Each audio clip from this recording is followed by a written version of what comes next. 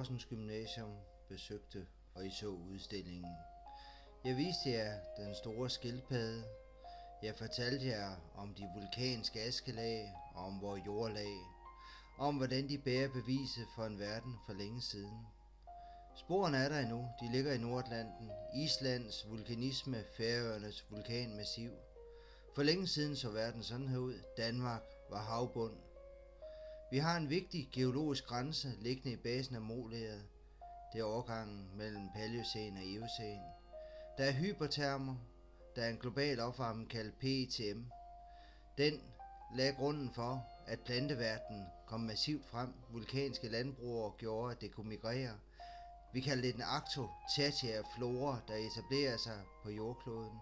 Med den følger insekter, der også migrerer mellem Nordamerika, Asien og Europa.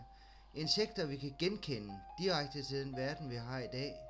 Det vil sige, at vores beviser er ikke noget fjern, noget fremmed.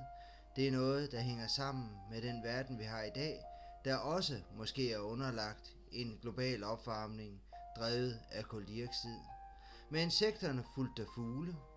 Vi får også ud i havet, biotopen beskrevet der. Der er 80 forskellige fiskearter, og som kronen på værket har vi også nogle exceptionelt velbevarede skildpadder.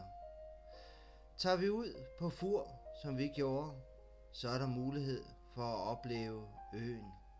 Vi stod op på Stendal Høje. Ja, der står godt nok Bitte Jense 7 på skiltene. Men Bitte Jense 7 forsvandt altså i 1960. Den blev gravet bort, da der skulle have plads til en molegrav. Furbørnene sagde, vi vil gerne have vores navn. Og så flyttede de altså Bitte Jense 7 over til Stendal Høje. Det er en randmoræne, vi står på. Moræne, det er jo rodebunke, rand. Det vil sige, at den ligger som en lang rand, der går fra øst mod vest. Lige nu kigger vi mod syd, ned mod Furesund, ned over lavlandet på Fur. Furesund er faktisk en stor smeltevandsflod fra den gang, da isen smeltede bort. Vi kigger nu ud over Fur, de store molergrave, som vi vil ned og besøge. Nede i graven har vi et excellent snit ind i bakken, fordi normalt kan man jo ikke se, hvad der er inde i bakken, men her får vi moler til skue. Og det er et råstof. Man bryder det, man skraber det sammen, og så bruger man det til at lave kattegrus, fodertilskud, og man bruger det også til at lave mursten.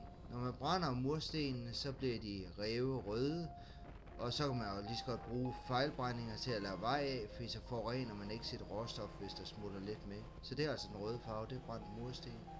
Det sorte, det er ler fyldt med svovlkis, og så er det altså sådan, så selve moleret, når det står, er det vasket igennem, fremstår med en flot lys farve, og vi har mulighed for at tage fossiljagten, samtidig med at vi kigger på de farvede bånd, der altså er de vulkanske askelag.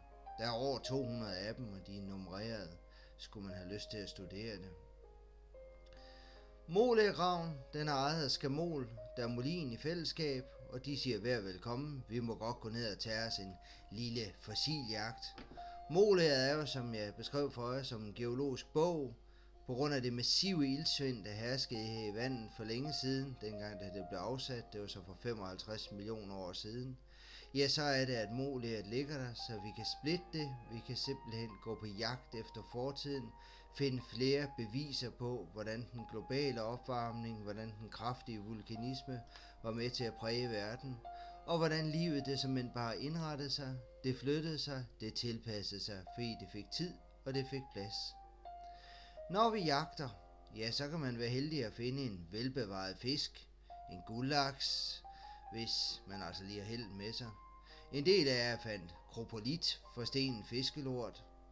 Og så var der jo så lige Patrick, der gjorde et lidt specielt fund, for i så vidt jeg kan identificere, fandt Patrick en øresten.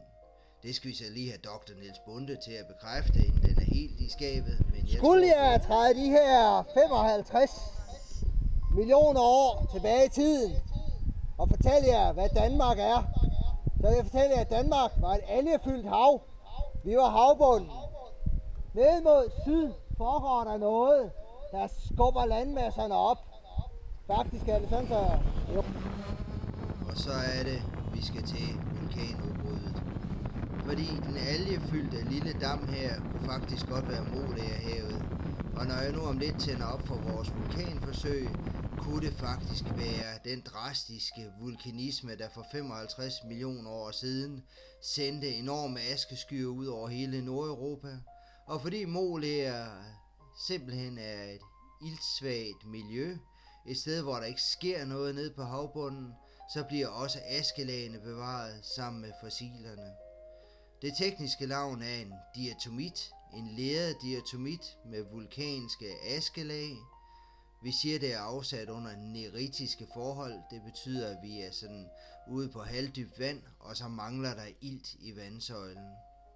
Så det var altså geologen, der snakkede der. Andre vil sige, det er Molager, og biologen vil sige, nej, der er iltsvind, der sker ikke nogen nedbrydning. Molager giver også landskabsformer, fordi vi har nogle flotte folder og bånd, og de hører altså slet ikke til den gamle havbund.